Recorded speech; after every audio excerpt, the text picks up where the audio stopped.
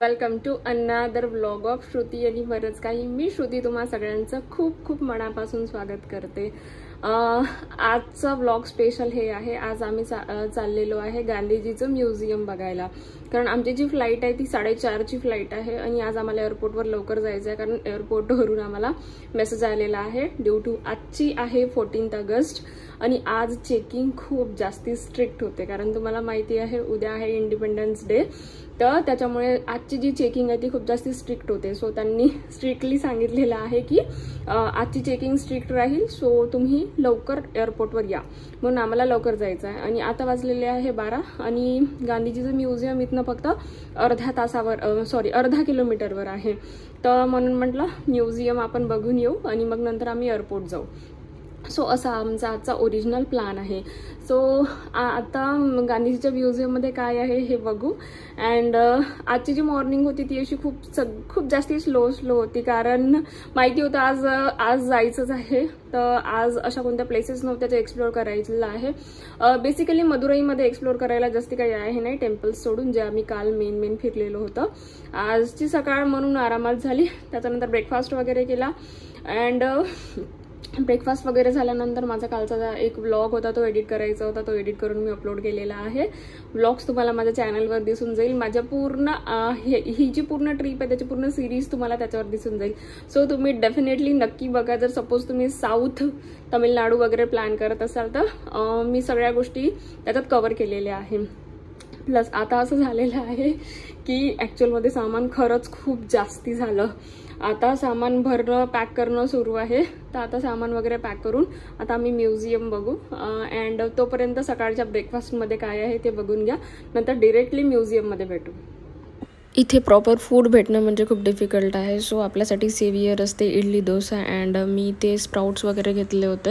And मी फक्त fruits and sprouts खाल्ले. कारण असं होतं याच्यात बिघडण्यासारखं अजून काही नाही आहे. अँड यू वोंट बिलीव, मी जो तुम्हाला पराठा दाखवलेला आहे ना, हा पराठा असा आहे की त्यांनी फक्त मैद्याचा पराठा बनवला आणि त्याच्यावर आपली मेथी चिपकवलेली आहे. म्हणजे याला ते लोक मेथी पराठा म्हणतात. आणि ती नुसती पोळी लागत होती. म्हटलं यार म्हणजे ते जमणार नाही. मग आम्ही थोडे फ्रूट्स खाल्ले आणि मग लास्टमध्ये आमच्यासाठी असते की ब्रेड असते आणि मग चहा वगैरे सोबत आम्ही खातो. त्याच्यानंतर आम्ही निघालो म्युझियम जायला. एरवी तुम्ही जर माझ्या आधीचे व्लॉग्स बघितले असेल तर तुम्हाला माझ्या मागे फॉग्स दिसत असेल. आता इतकी कडक ऊन दिसत आहे. म्हणजे इतका ड्रास्टिक चेंज आहे. 1 2 3 लेट्स गो. अर्धा तास वॉक केल्यानंतर आम्ही पोहोचलो आहे म्युझियम. लेट्स सी आतमध्ये काय आहे गांधीजींबद्दल. तर गांधीजींच्या स्टॅच्यूची पेंटिंग सुरू आहे. जर सपोज तुम्हाला दिसत असेल तर हे मीनाक्षी टेम्पल आहे. बघा किती मोठं टेम्पल आहे हे. म्हणजे खूप ह्यूज आहे. या म्युझियममध्ये गांधीजींचे जे ब्लडेड क्लॉथ्स आहेत, ज्यावेळेस त्यांना गोळी लागली होती, तर ते जे कपडे आहे ते या म्युझियममध्ये ठेवलेले आहे. हे या म्युझियमची स्पेशालिटी आहे. आणि गांधीजींनी काय काय केलं सगळं या म्युझियममध्ये आहे. बट आम्हाला सगळं काही बघायला नाही मिळालं कारण तिथे रेनोव्हेशन सुरू होतं. आणि म्युझियम बघून आल्यानंतर आता आम्ही चाललो आमच्या एअरपोर्टवर. कारण ऑलमोस्ट 1 वगैरे वाजलेला आहे. As I already told you की आम्हाला लवकर एअरपोर्ट जायचं होतं. मग आम्हाला थोडंसं काहीतरी थंड प्यायचं होतं. तर मला ते मिल्कशेक मिळालं आणि आम्ही चाललो आमच्या रस्त्याने.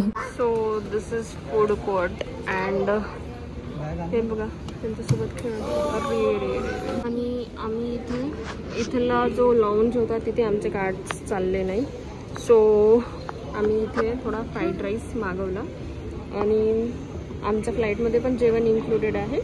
बट अदिराला थोडं खायचं होतं म्हणून म्हटलं थोडं खाऊन घे. कारण फ्लाईट 4:30ची आहे. सो ऑलमोस्ट 5 वाजता वगैरे मिळेल आम्हाला.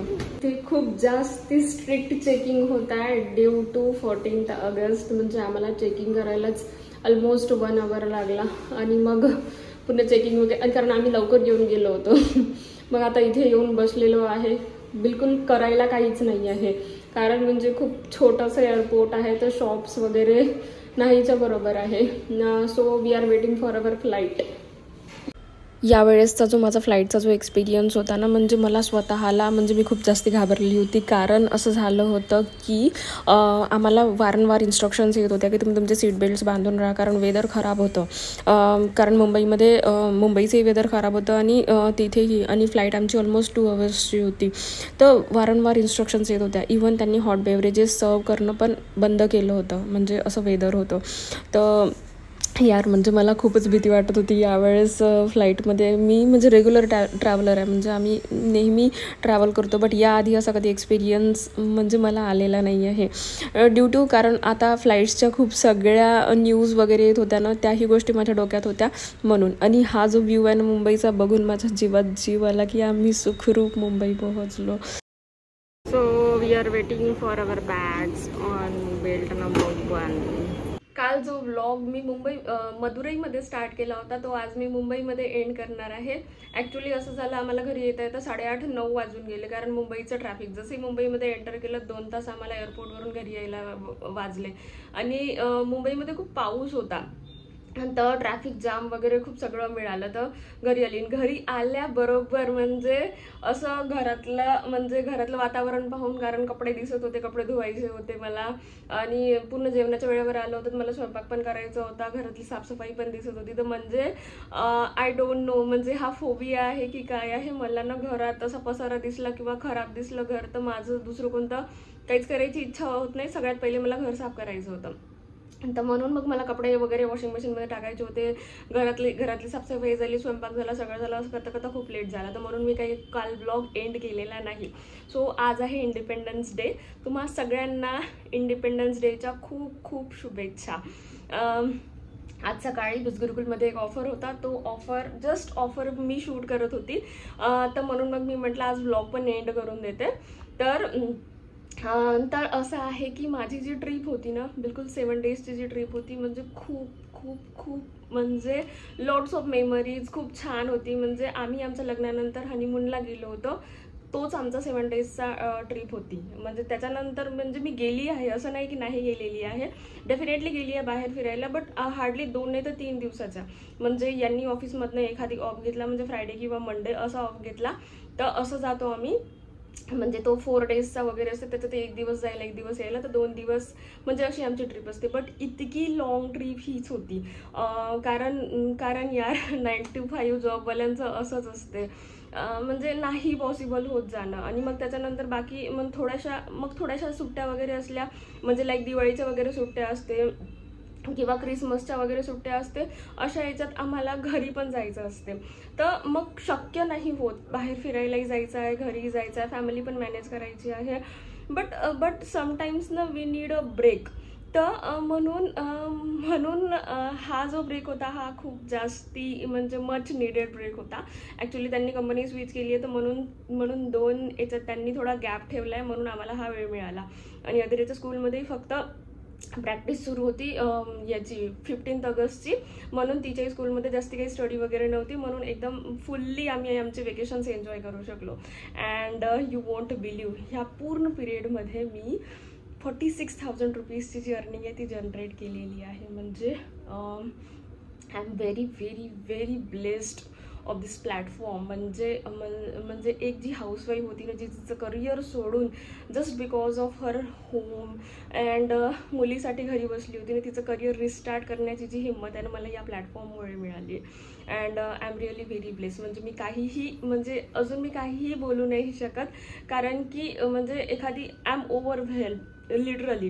कारण म्हणजे इतक्या ब्लेसिंग्स आहे ना, म्हणजे यार एकदा जेव्हा करिअरमध्ये गॅप पडून जातो, त्याच्यानंतर करिअर रिस्टार्ट करणं म्हणजे इट्स नेक्स्ट टू इम्पॉसिबल असं वाटते. बट एक ट्रेंडिंग स्किल्स जर आपण शिकलो ना, त्याच्या थ्रू आपण एक good source of income create करू शकतो. हा कॉन्फिडन्स मला या प्लॅटफॉर्मनी दिला. सो भेटूया आपण नेक्स्ट व्लॉगमध्ये. And my trip was amazing amazing amazing. आणि मी पूर्ण आयटनरी शेअर केलेली आहे, म्हणजे जिथे जिथे आम्ही फिरलो, म्हणजे ऑलमोस्ट तुम्ही जर माझा व्लॉग बघून घेतला तुम्हाला सगळ्या गोष्टी कवर होऊन जाईल. म्हणजे मी ट्राय केलं. मला असं वाटलं माझा ब्लॉग एंड झाला, बट अजून काहीतरी त्याच्यात ॲड करायचं होतं. आज सकाळी इंडिपेंडन्स डे होतं, तर आम्ही तिकडे खाली गेलो होतो. तिथे तर मी काही शूट नाही करू शकली, बट आज इंडिपेंडन्स डेमुळे बिस्किटगुलमध्ये ऑफर होता. सो ऑफर असल्यामुळे लोकांना ऑफरमध्ये एनरोल करायचं असते.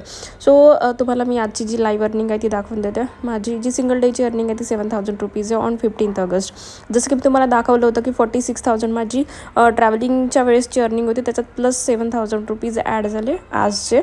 सो लास्ट 7 डेजची जी माझी अर्निंग होती ती 53,000 रुपीजची अर्निंग होती. म्हणजे सगळे जे लाईव्ह प्रूफ्स आहे ना मी तुमच्या समोर दाखवत आहे. So this is my today and see you in next blog.